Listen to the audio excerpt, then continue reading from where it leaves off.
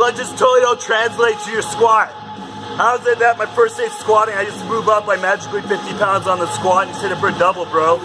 Freaking joke. Powerlifters are a joke. I'll murder everybody. 500 plus pounds in a week. Tell y'all that I run things. Y'all better believe me. Spin the earth on my finger like round ball on my globe trotter. No lie. Boy, y'all got me messed up. Not food, Mohammed. Y'all ain't sure ain't no Jesus at all. Y'all act like y'all ain't made me mistake. Y'all act like y'all ain't trying to. What's up, gents? So I just hit a 455 on a 460 pound squat for a double. Both sets, okay? So with that said, there was definitely some increase to my performance. So that was my first time doing squats. My previous best was 425 for a double. But now, to take into consideration without jumping to conclusions, how much of a carryover is there actually from the reverse lunge? My answer would be little, but also great, okay? So here's the actors that I'm gonna present to you, and you be the judge, okay? So over a month and a half, I had 130 pounds to my reverse lunge. Now, is everybody going to add 130 pounds to reverse lunge? I don't know. Maybe you will. But I think that's pretty good, man. I'm honestly surprised by my performance with that. So with that said, keep that in mind. And I also coupled it with the deadlift, okay? So there's a question asked by this man named Volt Viking. If you have no idea who he is, he always shows up in the comment section. Dude is a beast. He's 22 years old. And he's 150-pound chin up as a big boy. So he weighs a lot, and he does that. And he also has come close to a 400-pound bench. Make sure you go ahead and subscribe to him. And also PR Station, he was jumping in on the conversation as well. Him and his girl, they like to get freaky on their channel. So make sure you go ahead and check them out. And then, by the way, if he's watching that, just know that I'm 100% serious. They do like to get freaky, like to get wild and crazy. But at the same time, I'm joking, okay? But he's a strong dude as well. He was doing 455-pound deadlifts the other day, strapless, fairly easy, okay? So make sure you go ahead and sub to him. And then, what else? I'm sure there's a bunch of other guys I want to mention down the road that I'm going to tell you guys to sub to, but those are just two who are asking this question. Is there any carryover, or, does it translate into anything greater when doing the reverse lunge? So the experiment's over. Yeah, there's your answer. I did this already after doing 525 for a couple sets on the deadlift. With that said, there's definitely some carryover. Now, this is coupled with the deadlift. If I was to do the reverse lunge on its own without the deadlift included to the squat, I don't think there'd be much progression at all. That's my honest opinion. But I was able to progress on the squat without doing any squats. So if you're a person who wants to just focus on the deadlift, you could probably get away with just doing reverse lunges and deadlifting.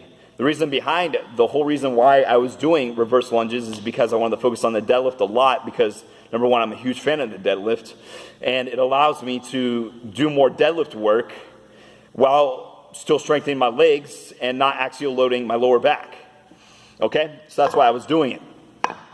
So with that said, make sure you stay crazy, you stay hungry, and you feed the wolves legs, okay? Make sure you guys who are, got a leg fetish, get crazy with the legs, because the ladies like the legs. To be honest, I've never seen any girls who go crazy over legs. I mean, some girls like legs, but, honestly, I think the Johnny Bravo physique, the cartoon character, I'll throw him up here, that's the ideal physique. That's the physique I'm going for, okay? I just train legs for strength. I'm probably going to continue on with these half-rep squats, these powerlifting squats. Here's one thing, I'm going to end it on this. I'm not a huge fan of powerlifting. I don't get the fetish or the idea. And then, by the way, if you're a powerlifter and if you're like super strong, go ahead and rip me to shreds in the comments. I could care less. Don't care about powerlifting. I don't get the whole idea of, paying money to go stand in a super tight suit and max out your lifts, all three of them on the same day. Doesn't make any sense to me why I'd go pay money to go do that in front of a bunch of men. It's kind of the same with like people who get into like physique competitions and bodybuilding. It's like, why are you paying money to go flex in front of a bunch of guys? It's like, if you want me to go ahead and go compete in your powerlifting, go ahead and pay me. Why am I going to go pay to go show off my strength for some people, and they can have some, certificate of, it's certified that you did this. Like, don't care. Because I know what I can do. I know what I'm capable of. I know if my maxes are legit. I could care less. But with that said, if that's your thing, go ahead and go do it. But to leave it on this note, if you're an athlete, I'd be a huge advocate for doing ATG pod squats, where you go all the way down, and then you pause for whatever, a 1 count, 2 count, 3 count. I did like a 2 count pause with 410 pounds on my channel. I did it about 2 months ago, and that was like the last time I squatted, to be honest, okay? So that's the way I think if you're an athlete, because you're going to have better hip mobility, build some true explosive power that way. That's the way I would train. But I'm not an athlete. I'm just a regular Joe. I used to be an athlete, but now I'm a regular Joe who just, messes around with weights and, it's coming for all these like YouTube fitness gurus who think they know how to get super strong. Basically, I'm just going to try to come after them, rip off their heads and come for their crown, all right? And expose these dudes because we're on a mission here. Because apparently like all these like natties out there who are famous, they're a bunch of like weaklings who are, soft, wimpy human beings who like think there's a natty limit and you can't be a big guy. And like, oh, if your FFMI is over this or whatever, a bunch of idiots. And then also all these like fake natties and all these like guys on juice. I got to get to their strength level, obviously. I've been focused on more like the powerlifting scene, if you will, recently, just for the heck of it. I think it'd be really cool to get a 1,500 pound, like plus total on that. But in my opinion, if you're an athlete, you probably want to train at OHP. OHP is the king of pressing. Bench press is really cool, but I would say OHP is probably going to have more benefits that will carry over to sports and be more applicable there. And then also the deadlift, train that as well. And then squats, obviously squats are great. Weight chin-ups are great. Those are great exercises as well. And at this point, I don't even know why you're watching the video because I've just been rambling on. But if you've been in tune that long, I might film a video where I go and show this super slugger drop some bombs, man. I don't know, I might hit up some of my boys. Itachi Robin Banks, if you don't know who he is, I'll throw his link in the comments. The guy benches 350 plus pounds. He's an absolute freak athlete.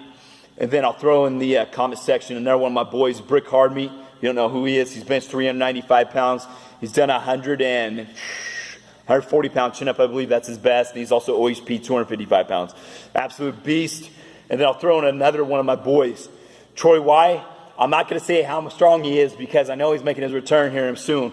But the guy is already on footage, benched 400 pounds. And let's say he surpassed that. I'm just letting you know he surpassed that already when he makes his return to YouTube. And he's done 135 pound chin up as well. So those are some of the dudes that I kind of work out with, man. They're kind of, up there in strength. And that's another point I want to bring. There's an old video I made. It's called like on the pack. It's just basically surrounding with people who are like-minded like you who aspire for greatness. Make sure you aspire and, find people, set goals that are like really high. Don't surround yourself with like a bunch of people who are normal. Because guess what? The normal average person, guess what?